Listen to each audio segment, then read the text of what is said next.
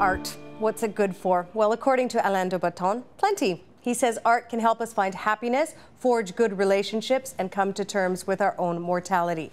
But can we really find that peering into a painting? Here now to help us answer that, we welcome back Alain de Botton, philosopher and co-author of Art as Therapy. He's also the co-curator of the exhibition series of the same name that is currently taking place at the Art Gallery of Ontario. Welcome back. Thank you so much. Nice to have an exhibit at the AGO, huh? It's such a treat, and they've been so nice. Okay, we're going to be talking about the importance of art, but I want to unpack the title of your book a little bit first. Why does art have a therapeutic value? Okay, it's a little shocking to say that art has a therapeutic value because we've grown up with this world, and it's very odd, where nice and intelligent people will tell you things like art has no purpose. Art is there just for art's sake. And sometimes when you go into museums, you think, what am I supposed to think? What am I supposed to do? Because it's almost like no one's really telling you. It's just art's very important, but no one quite knows what it's for. And I think that that's a real problem. I think it's possible to say what it's for. And the argument put forward in the book is that art is to be therapeutic. Now, what does that mean, therapeutic? I don't mean like lying on the couch 5 days a week and spilling out your childhood.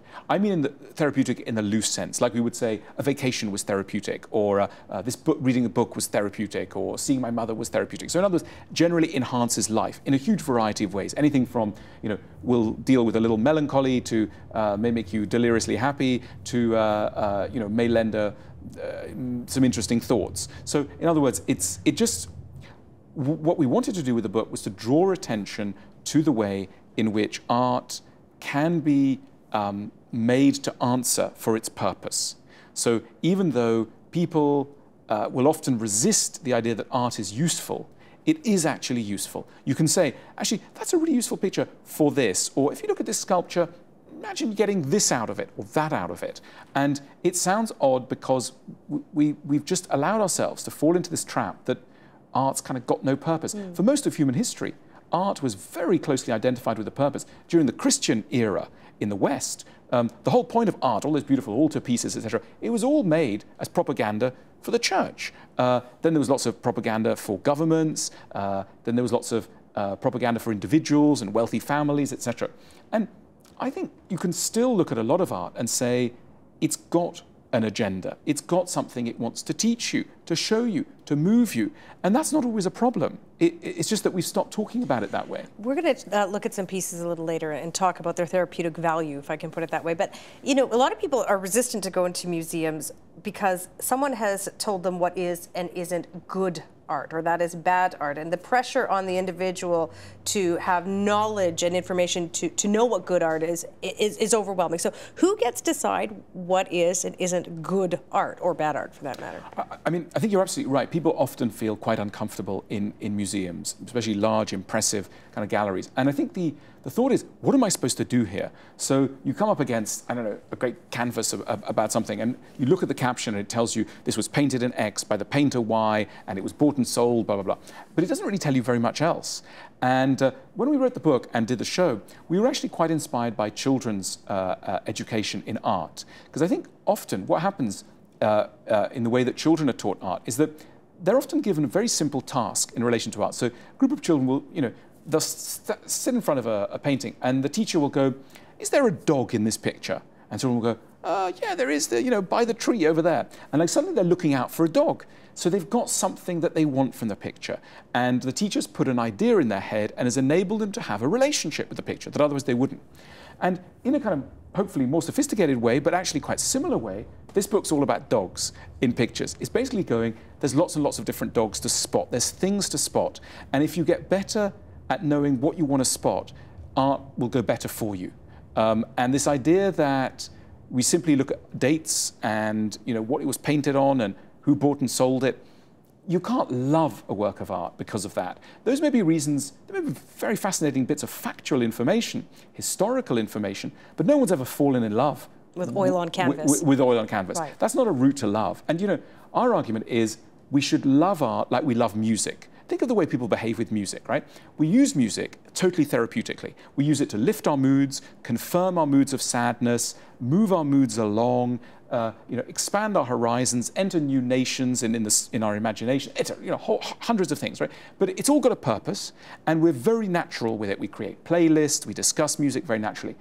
Art, basically for economic reasons, has been in the hands of a narrow elite who've owned museums, who've owned the physical things.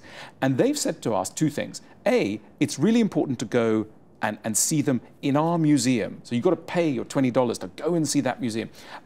And B, when you're with us, you've got to pay attention to the history, the materials, etc. And that's almost killed popular enjoyment of art. I mean, imagine if you could only ever hear music in a concert hall, and the only kind of discourse around the playing of music was people going, do you know that that oboe was sold by the King of Bavaria in 1732? And you go, frankly, no. I mean, I just was enjoying the tune, thanks very much. So we've really, I think that organizations have really lost the plot on explaining art. And this is why I'm so pleased that the AGO here in Toronto has opened its doors to the book and the show, because it's a way of saying, let's try out new ways of presenting art. Enough of these captions that tell you the date and thing. Like, let's have a caption that's helping you to find a dog, as it were. And that's what we do in a range of ways. Okay, whether you've been to a museum or not, I mean, names like Rembrandt, Picasso, others, or Warhol's, they're familiar to all of us. Why are these artists, that collection of names, so particularly important? A lot of it is accident. I mean, why is the Mona Lisa the most famous painting in the world? It's crazy. I mean, I took my children to see the Mona Lisa the other day in Paris, and they were like, well, it's not the nicest picture. And they felt really sorry for a painting nearby. And it was a very simple painting of St. Jerome, and it had a beautiful background. And they decided, in protest, spurred on a little bit by their dad, that painting was just as good, and we were going to love that painting instead. It's arbitrary. It's got to do with quirks of art history, money often, etc. And the story behind the story behind them. But I don't believe like it's a pyramid, and at the top is like the president of art called the Mona Lisa, and down at the bottom is like the thing that hangs over your grandmother's sofa. No, I think that once you look at art therapeutically, many things are going to be very interesting and very nice and touching, like music. People might go, yes, Johann Sebastian Bach is a very great musician, but actually, you might really enjoy listening to ABBA. So, in other words, once you start looking at art for how it can touch you and work with you internally, you become, you may still accept that, yes, technically ABBA is worse than Bach, but that's not going to stop you, listening to Dancing Queen as you're driving down the motorway. But it also speaks to the freedom that we allow ourselves to have as individually and collectively, that I can say to you, I think Bach stinks. I actually, and I don't feel that you are going to judge me with art. You're not allowed to say out loud, yeah, Picasso stinks. Yeah. Look, I don't think one should ever say X stinks, because, but you could say something like, look, it leaves me cold, or right, it's not for me. Now, the other thing to bear in mind is that not all of us can love the same works of art, because the theory that we have in the book is that you fall in love with a work of art when it's got something that you don't have enough of in yourself. So imagine you're a very stressed and anxious sort of person. You'll probably be really attracted to calm art, because it's like it's pulling you in the other way, putting you in the other direction. Similarly, if your life's quite dull, you might want a bit of excitement in your art or your music, etc. So in other words, I've got a kind of rebalancing theory of art. The art that we love contains, in a kind of concentrated form, many of the qualities that we need, but we don't have enough of in ourselves. And so by getting close to that art, you feel back in touch with it. And all of us are missing different things. And so you can learn a lot about somebody's character by going, what is the art you're afraid of? I.e., what have you got a bit too much of in your life? And what are you attracted to? So for example, I'm going to tell you mine. Okay, I love Van Gogh. Okay. So what do you love? So let's I'm on my couch. I'm on like my. Yeah. I mean, there are different kinds of Van Gogh, but take the sunflowers. Van Gogh sunflowers. Hate them. Okay. So what do you like in Van Gogh? I like the moon and the skyscapes, the nighttime. The nighttime. Yeah. Well, look, I think those nighttime ones are very beautiful. And what they do is they put us in touch with the mysteries of nature. So here we are in cities. We spend a lot of time like face-to-face talking with a kind of human agenda. Van Gogh takes us out on the starry night in Provence, and he shows us the kind of mystery of the universe. And suddenly, it's not just me and you in our houses. It's like me and the universe. So our horizons open. So it's a breath of fresh air for someone who has been pressed up maybe a little bit too close up to the kind of news agenda, things that are going on. It kind of opens up your spirit. It probably, you know, if you live out in, I don't know, a remote part of Canada and you're always looking at the huge sky, you might actually really enjoy a more domestic kind of art, something that's more bounded, because you've got enough of the wilderness stuff anyway. You've got it out of your system. You know, I like an art that's very calm, that's very serene. Not because I am calm, but precisely because I've got a hard time holding on to calm. Think of people who love pretty flowers. And let's remember that the most popular art in the world is of gardens, sunny skies, spring, and flowers. That's what people love, right?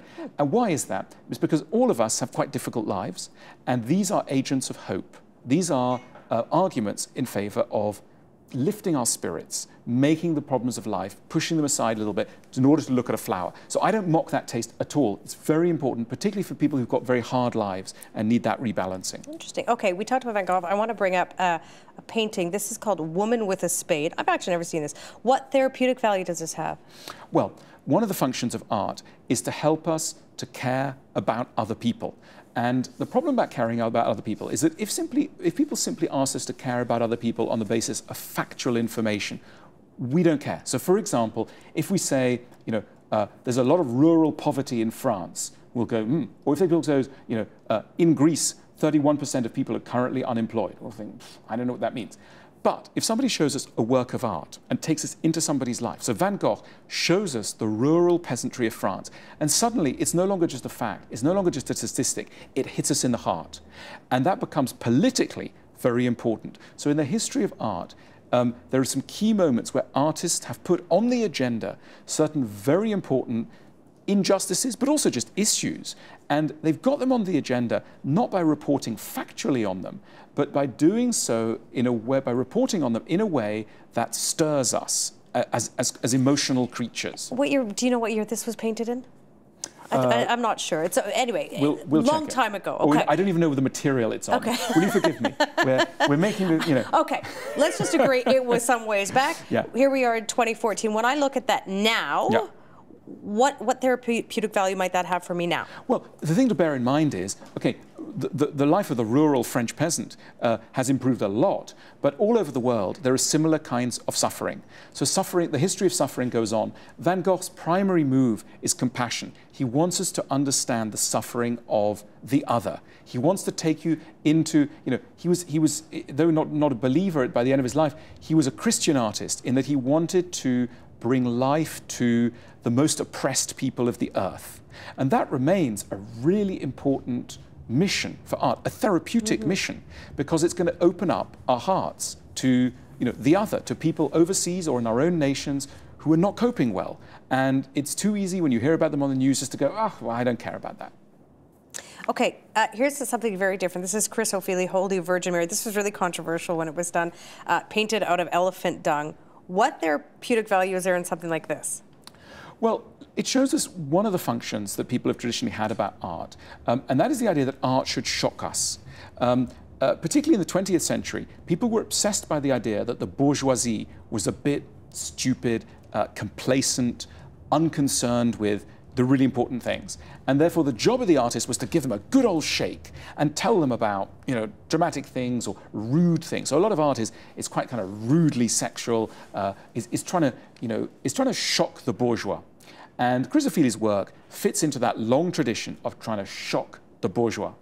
For me, as a bourgeois who's a bit unshockable, I think that's kind of run its course. But it's important to remember that that is what a lot of art is trying to do in modern art. And so if you're walking around a gallery and you see, you know, a giant painting with loads of swear words all over it, embroidered in gold, right?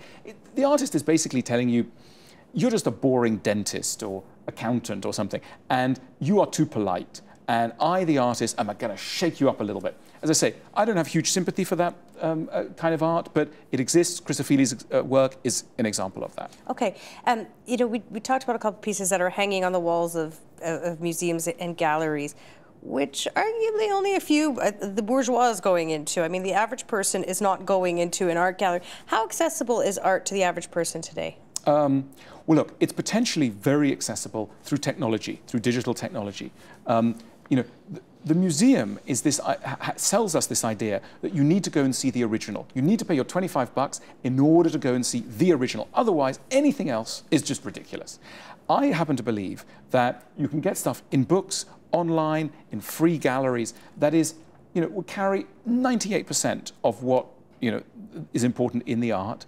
So I think we need to learn to make art, put art on our phones, make it part of our daily life. You know, people have Instagram feeds and you know, Pinterest boards that sometimes feature works of art, and I think that's a very encouraging development where we're learning that looking at images can be good for us, can change our moods. We're learning, I think, to do with art what we've always done or long done with music, which is kind of live our lives alongside it and use it for certain changes of mood. We talked yesterday about the news and the role of the journalist, the complicity of a journalist in what might not be great in the news. I want to ask about the role today about art critics, because again, these are sort of this parochial thing that happens to us. An art critic says something about, you know, piece of art. What role does the art critic have in influencing how the public looks at art? Well, look, ideally what the art critic would do was function as a bridge between the art and the audience and would explain the art and tell you why it matters, etc. Most art critics make a bit of heavy weather of it because they've been trained, they are so much more knowledgeable than their audience, and they've been trained to speak a technical language, which other journalists don't necessarily when they're reporting on their areas, but they tend to be very technical, and they often kill popular enthusiasm. And popular enthusiasm for art really matters because, you know, there are no large public subsidies available for museums now in North America. Museums are going to only live and die by the interest of other people in them. So people have to understand that art can be interesting. And despite all the outreach programs and educational programs, look, it's our sense that the process is not necessarily going brilliantly. I think people are still incredibly, if you like, constipated in front of works of art. They don't necessarily feel that they know what to do with them. And this book is all about giving you guidance with a range of works for what you might be able to do in order that they start to matter to you.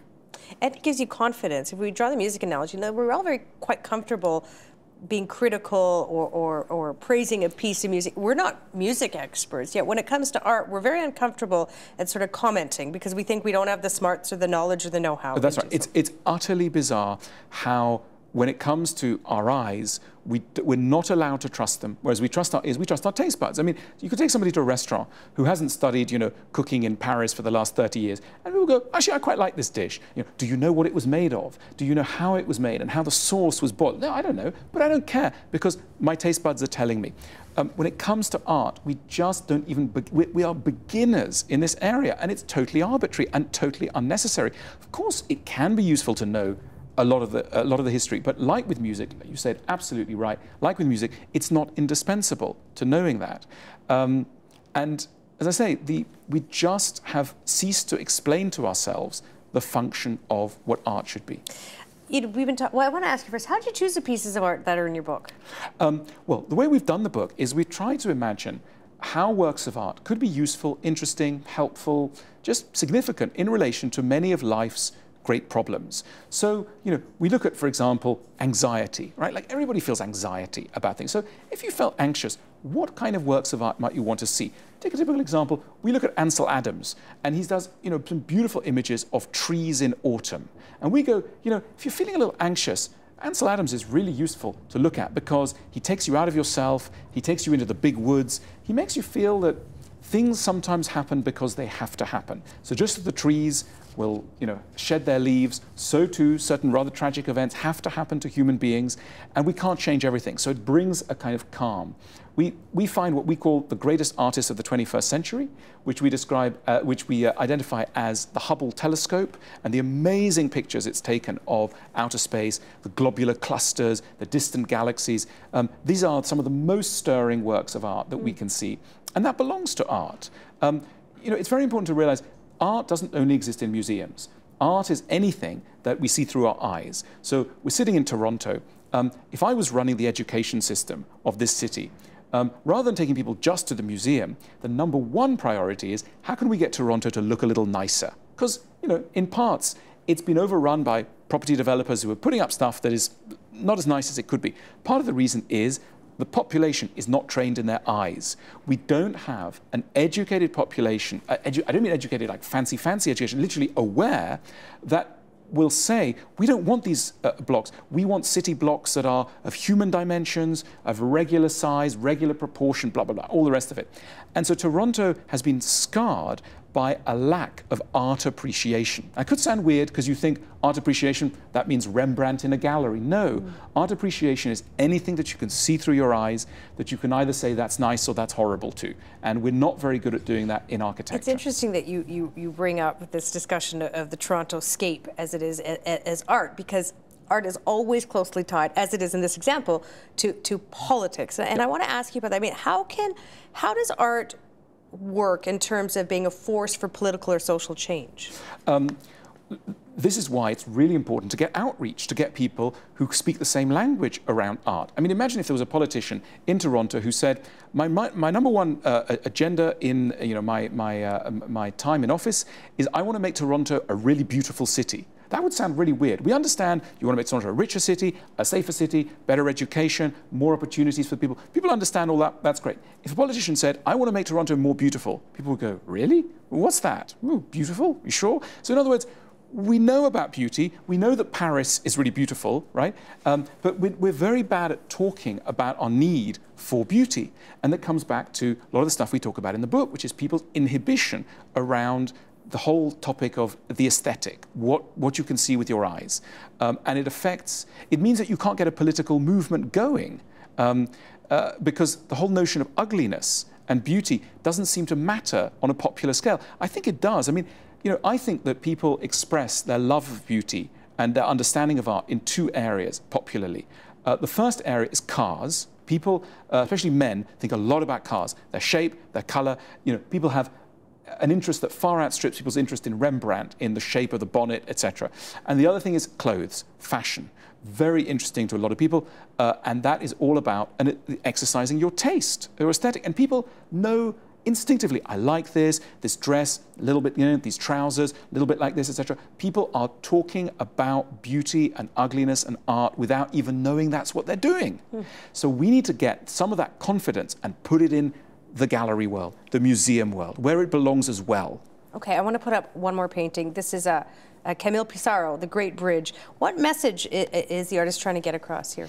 Well, it's interesting. Nowadays when we think of industry and commerce, we think bad news, trashing of the environment, exploitation, the greed of the rich. These are some of the kind of assumptions in people's mind. Pissarro is talking about heavy industry and commerce at a time when it was just getting going.